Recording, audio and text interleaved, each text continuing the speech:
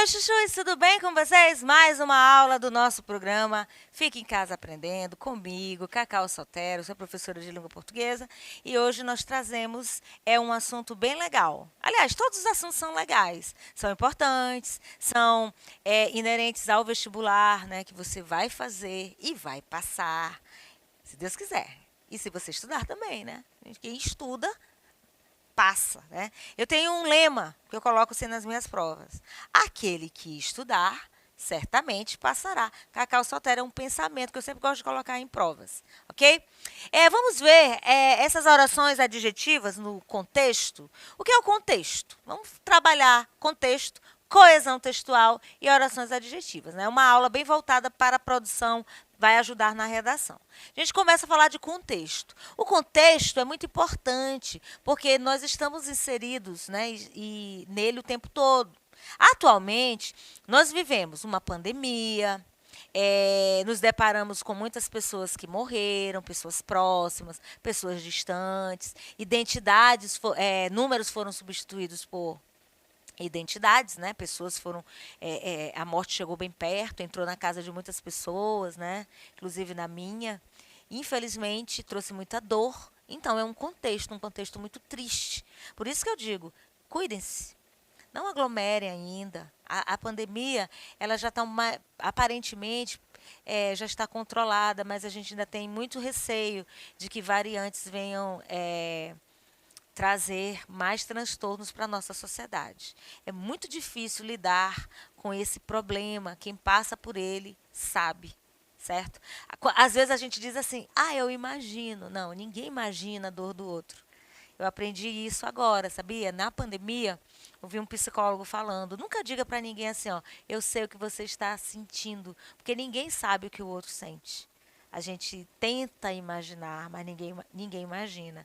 Então, aquilo de bom, de ruim que a gente não quer para o outro, que a gente não quer para nós, não queiramos para o outro. Então, os agentes multiplicadores dos vírus em si somos nós. Somos nós, seres humanos, que levamos os vírus para os lugares, tocando no ambiente, não lavando as mãos, você pode levar na sua mão, no seu cabelo, depois levar a mão à boca, coçar o nariz, coçar os olhos, e aí ser infectado e vir resistir, né? Tem bastante anticorpos, mas existem pessoas que inevitavelmente não tiveram a mesma sorte, tá? Olha só uma dica, só um toque, porque isso aí é importante. Tá? Então, quem passa pelo problema sabe o quanto é difícil e deixa aqui a dica para vocês, tá?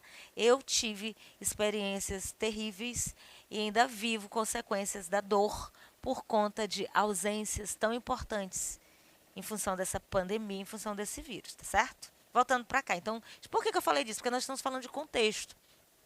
E o contexto é um dos elementos mais importantes que vão compor o escrito, voltando, nos reportando para a produção textual.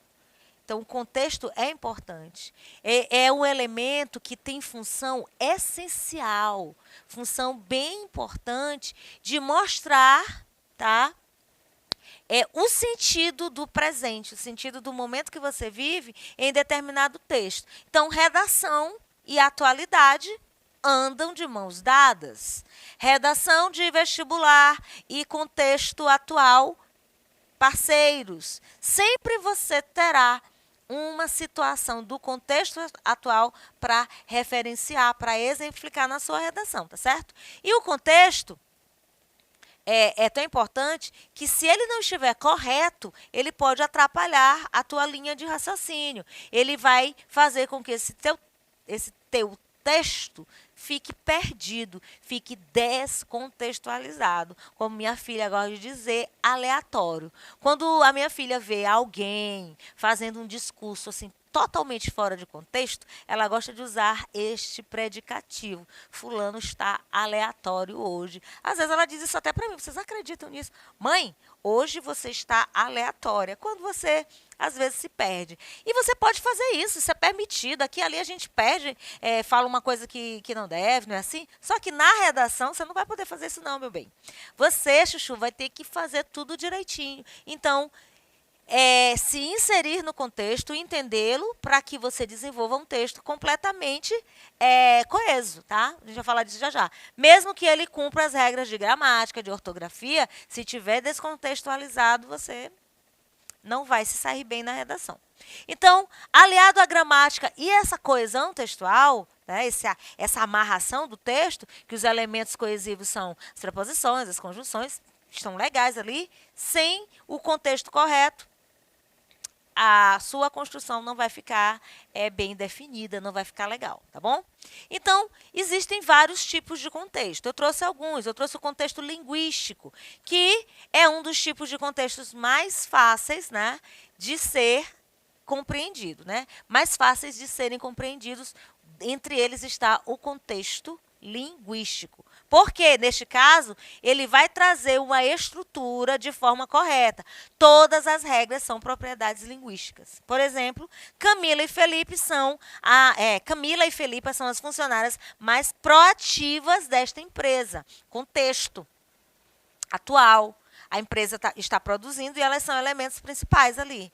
Certo? Linguístico. Aí eu vou puxar a gramática, vou puxar a construção gramatical, coesão e coerência. Bem que eu não posso dizer concordância estaria errada. Certo? Eu não posso dizer funcionários, porque eu tenho dois elementos do gênero, elementos em questão textual, tá, gente? Duas pessoas do sexo feminino. Então, eu vou usar funcionárias, proativas, tá bom? Contexto linguístico.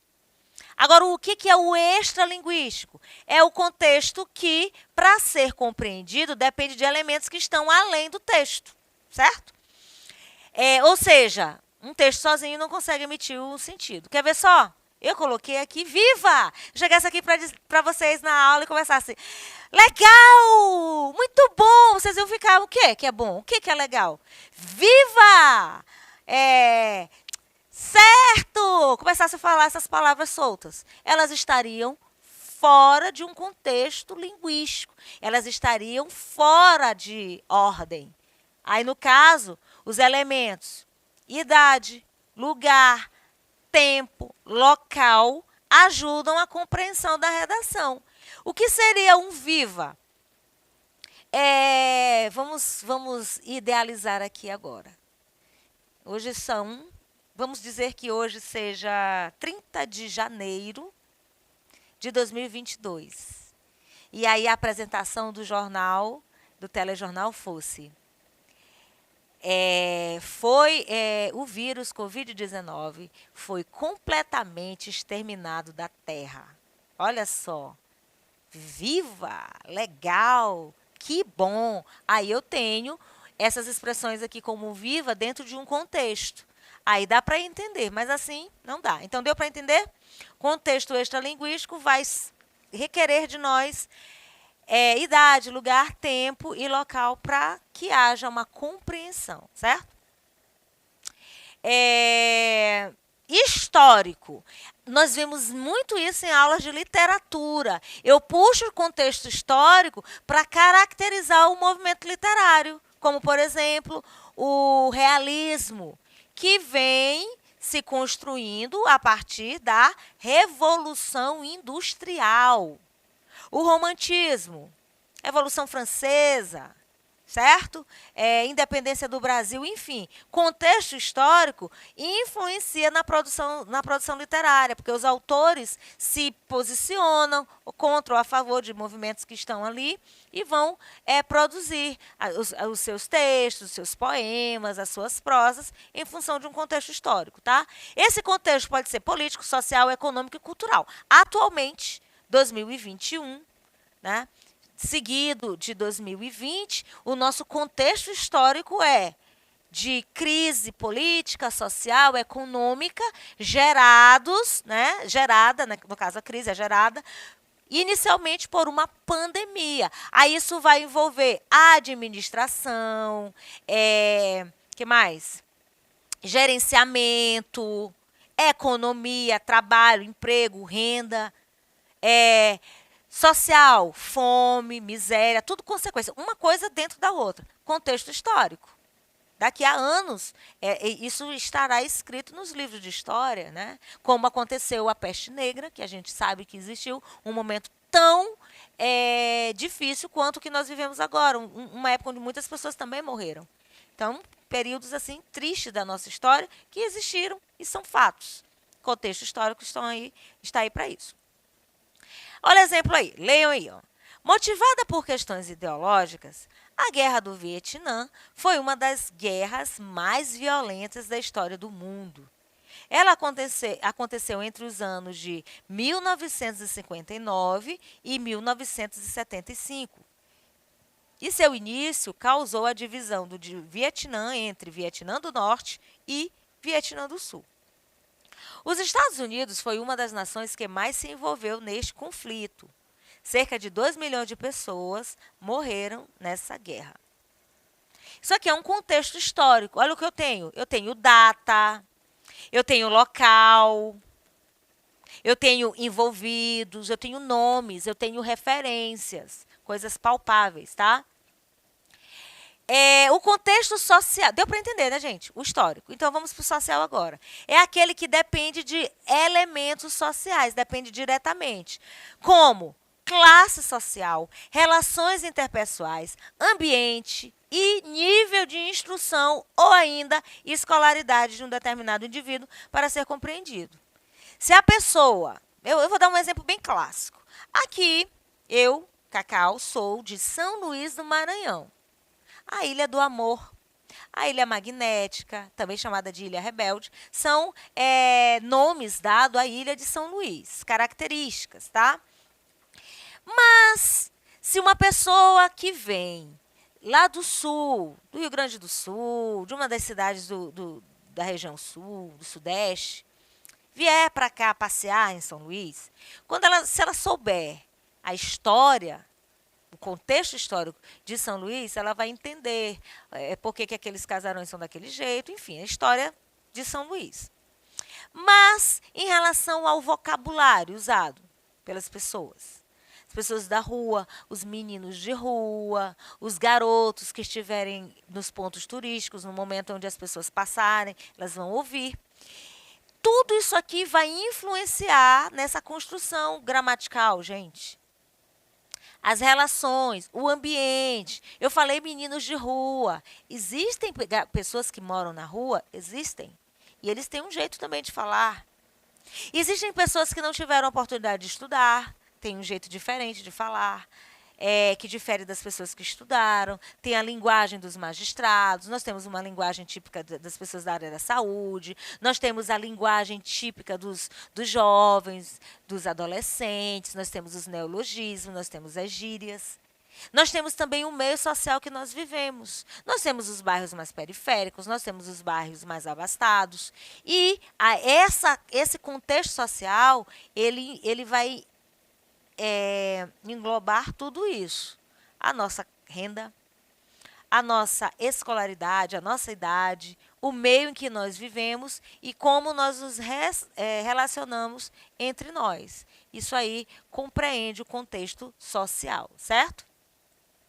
Agora nós vamos falar dessa coesão textual. Eu já sei o que é contexto, eu já sei da importância dele na hora de redigir meu texto, né? Eu comecei falando disso. E agora a gente vai falar rapidinho de coesão textual, que são mecanismos linguísticos que permitem o quê? Uma conexão, uma junção de palavras estabelecendo sentidos, dando coerência as minhas ideias que vão sendo encadeadas, né, de forma lógica, de forma progressiva, seja para cima ou seja para baixo, tá? Essa ligação tem que ser harmônica e possibilitar essa amarração de ideias dentro de um texto. Isso é feito pelas conjunções, pelos pronomes, tá? Pelas preposições, pelos advérbios e locuções adverbiais. Mas também eu posso fazer isso dentro de um espaço onde eu vou usar orações adjetivas, certo? Quer ver só em relação à coesão? Eu posso dizer assim, ó, eu fui à feira comprar tijolos. Quem vai a algum lugar. Fui à feira. Feira é lugar que vende comida, não é assim? Vem de verduras, frutas, vem de animais, né, vivos para as pessoas, galinha, pato, marreco, sei lá, essas coisas. Mas quando eu digo eu fui à feira comprar tijolos, eu fui comprar alguma coisa. E esse alguma coisa precisa de complemento, que é tijolos. Então, coeso, total. Mas não tem coerência. Porque as ideias aí não têm lógica. Deu para entender? Ótimo. Então, aqui a gente tem, né, como é que eu vou dizer? O que significa coesão textual. E é possível observar que o pronome relativo também funciona como um elemento coesivo, tá certo? Ele introduz orações subordinadas adjetivas, ele vai retomar termos antecedentes, então ele vai retomar ideias também apresentadas anteriormente e vai também evitar repetição, certo? Eu moro numa casa. Minha casa é arejada. Minha casa tem muitos cômodos. Minha casa é grande. Exemplo. Aí eu estou repetindo. Minha casa, minha casa, minha casa. Eu moro numa casa que é arejada, onde tem muitos cômodos e é grande. Deu para entender? Então, além das preposições, dos pronomes, das conjunções, eu também posso usar o pronome relativo, que introduz orações adjetivas, na hora de fazer essa conexão. Olha o exemplo aí, ó. A carteira terá sua primeira exibição no segundo semestre. Mas essa carteira que Anderson assina como irmão Kleber. Eu tenho aí uma informação aí, ó, intercalada. É uma oração subordinada adjetiva, certo? Que Anderson assina, não é carteira de trabalho, tá? É carteira, deu para entender, exibir, né? Tem a ver com uma película, com um filme, com uma série, com um documentário, com alguma coisa que vai ser exibido, certo? Que Anderson assina como irmão Kleber, né? O autor lá, ele assina. Eu tenho aqui uma informação que retoma essa carteira e depois traz a outra informação em relação a ela, certo?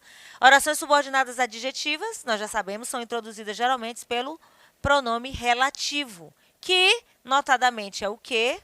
Um recurso de coesão, um recurso de amarração, de nexo, e retoma o antecedente sem a repetição de palavras. Lembra da casa? Eu moro numa casa grande, que é arejada. Quem que é arejada? A casa. Eu não preciso repetir. Eu moro numa casa grande, a casa é arejada, a casa tem muitos cômodos, a casa é verde.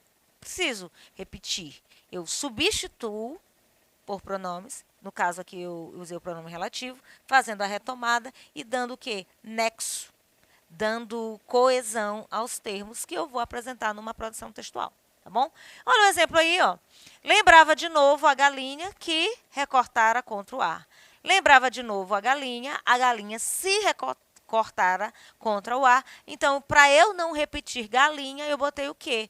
São orações, né, no caso adjetivas, desempenham funções próprias do adjetivo e são denominadas orações adjetivas, nós já sabemos. E também já sabemos que elas podem ser explicativas ou restritivas. Olha só aí, ó. Uma oração subordinada adjetiva, que foram domesticadas pelo ser humano, apresenta o quê? Um atributo que é comum a todas as aves de criação. É uma explicação que expressa o sentido mais geral, não restrito do substantivo antecedente. E aí, por isso, elas vão se classificar como orações subordinadas adjetivas explicativas. Ó. Ela pertence ao grupo das chamadas aves de criação, que foram domesticadas pelo ser humano. E ainda acompanha aí na tela, gente, a oração adjetiva restritiva. Olha aí, ó. A galinha é uma ave que as pessoas criam no mundo inteiro, certo? A oração adjetiva que as pessoas criam no mundo inteiro introduz um atributo que restringe, especifica o antecedente que se refere delimitando a parte de um conjunto. Uma ave entre todas as aves, certo? Existem várias aves, mas a galinha é uma ave que pessoas criam no mundo inteiro. Quer dizer, só a galinha em detrimento de outras aves, certo? Eu acho que deu para nós entendermos hoje essa questão de trabalhar a coesão, a coerência e entender que as orações adjetivas fazem parte desse contexto, vamos dizer, por que não dizer textual? textual. Produção de texto, eu posso usar e bem as orações adjetivas e enriquecer meu texto, dando coesão, coerência, considerando o contexto e fazendo o que todo mundo quer, uma redação nota 1000. Deixo minha dica, hein? Compliquei?